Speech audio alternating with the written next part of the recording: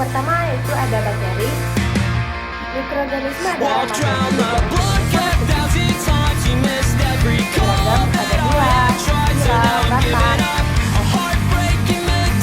Pada kali ini saya akan menjelaskan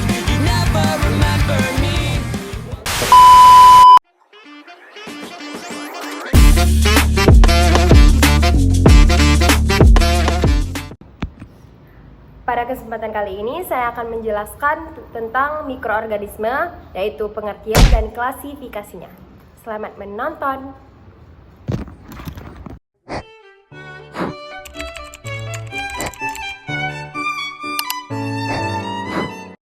Mikroorganisme adalah makhluk hidup yang ukurannya sangat kecil, sehingga tidak dapat dilihat dengan mata secara langsung dan hanya bisa diamati dengan menggunakan mikroskop. Mikroorganisme ini mencangkup berbagai kelompok organisme seperti virus, jamur, protozoa, bakteri, dan alga. Mereka ini hidup hampir di semua lingkungan seperti air, tanah, udara, serta bisa hidup di dalam tubuh manusia.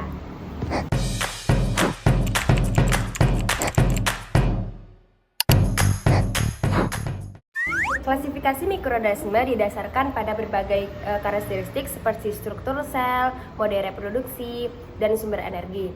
Berikut adalah klasifikasi umum mikroorganisme. Yang pertama yaitu ada bakteri, di mana bakteri ini adalah organisme prokaryotik bersel tunggal tanpa inti sejati. Ada yang bermanfaat dan ada juga yang menyebabkan penyakit. Nah, bentuknya itu ada beragam, ada bulat, spiral, batang. Contohnya itu ada pada E. coli dan Streptococcus.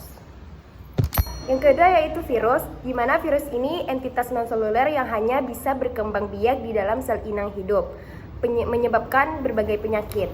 Nah, ada beberapa contoh seperti virus influenza dan HIV. Yang ketiga yaitu ada jamur, di mana jamur ini adalah mikroorganisme eukaryotik yang bisa bersel tunggal atau multiseluler, berperan sebagai pengurai atau menyebabkan infeksi. Dia ini memiliki inti sel dan dinding sel yang mengandung kitin. Contohnya itu ada pada Candida albicans dan Aspergillus. Yang keempat yaitu ada protozoa, di mana protozoa ini mikroorganisme eukaryotik bersel tunggal yang hidup di lingkungan berair atau sebagai parasit. Nah, itu contohnya itu ada pada Plasmodium yang menyebabkan malaria dan ameba.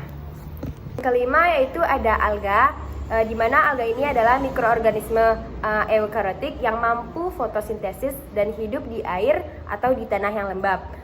Contohnya itu ada pada Chlorella dan Diatom.